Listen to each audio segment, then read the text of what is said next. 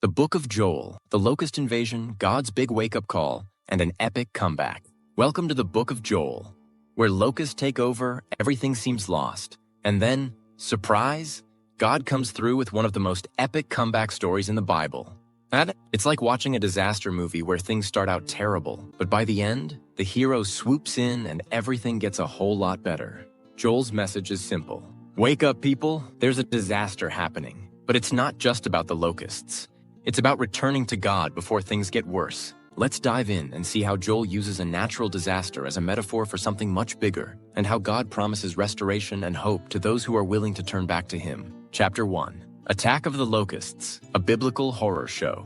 Joel starts his book with one of the most intense descriptions of a plague you'll ever read. It's like Joel's painting a picture of the worst infestation imaginable. In Joel 1 verse 4 he says, "What the locust swarm has left, the great locusts have eaten. What the great locusts have left, the young locusts have eaten. What the young locusts have left, other locusts have eaten." Translation, everything's gone. Crops destroyed, trees stripped bare. It's like that one time you forgot to water your plants, except, on a national level. But Joel's not just giving a report on bad weather or an insect infestation. He's using the locusts as a metaphor for the judgment of God. The people of Judah have turned away from God, and now they're facing the consequences. It's like God's giving them a giant wake-up call in the form of creepy crawly bugs. Joel doesn't sugarcoat it either. He tells the priests to weep, the farmers to mourn, and basically everyone to hit pause on life and start repenting.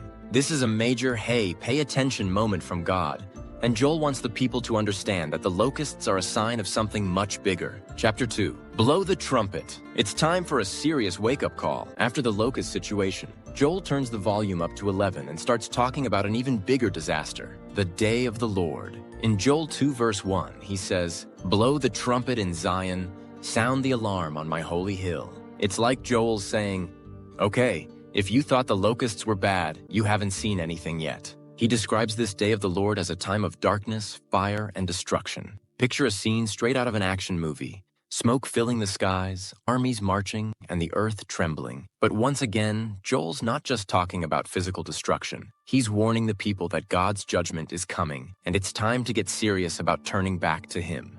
Here's where Joel pulls a move we all need to take notes from. In the middle of all this doom and gloom, he says, "Even now, declares the Lord, return to me with all your heart, with fasting and weeping and mourning." Joel 2 verse 12. God's basically saying, look, things are bad, but it's not too late. If you turn back to me, I'll turn this around. Joel encourages the people to tear their hearts, not their garments. A way of saying, don't just look like you're sorry. Actually, be sorry.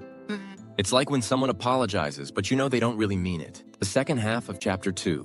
From disaster to blessing, the ultimate restoration. Here comes the plot twist. Just when things are looking pretty grim, Joel flips the script and starts talking about restoration. God promises that if the people return to Him, He'll restore what the locusts have eaten. Joel 2 verse 25. And not just restore it, He'll make things even better than before. It's like the ultimate divine do-over. Imagine losing everything in a storm, and then someone rebuilds your house twice as big and throws in a swimming pool for good measure. Joel also drops a bombshell promise that looks forward to a future that's even bigger than Judah's immediate situation. In Joel 2 verses 28 to 29, God says, "I will pour out my spirit on all people. Your sons and daughters will prophesy. Your old men will dream dreams. Your young men will see visions." This is one of the coolest parts of the book because it points to Pentecost, when the Holy Spirit comes and empowers believers. It's like Joel's saying, not only is God going to fix things now, but there's an even bigger blessing coming in the future. Chapter 3.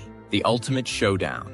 God's Judgment and Final Victory. In the final chapter, Joel zooms out to the big picture and talks about God's ultimate judgment on the nations. He describes a scene where God brings the nations into the Valley of Jehoshaphat, a fancy name for the Valley of Decision, where He will judge them for how they've treated His people. It's like the final showdown in a superhero movie, where the bad guys get what's coming to them. But here's the thing, even though there's judgment, there's also hope. Joel says that God's people will find refuge in Him, and Jerusalem will be restored. It's like God saying, I'm going to set everything right, and in the end, my people will be safe. It's the ultimate happy ending. After all the destruction, God's people get to live in peace and blessing. So, in conclusion, Joel, from locusts to restoration. The book of Joel is a short but powerful reminder that sometimes God has to use tough love to get our attention. The locusts were a wake-up call, but they weren't the end of the story. Joel's message is all about turning back to God before it's too late. And when we do, He's more than ready to pour out His blessings on us. Joel shows us that God's judgment isn't about being harsh. It's about calling us back to Him. And when we respond, God doesn't just restore what was lost. He makes things even better than before. In Joel's story,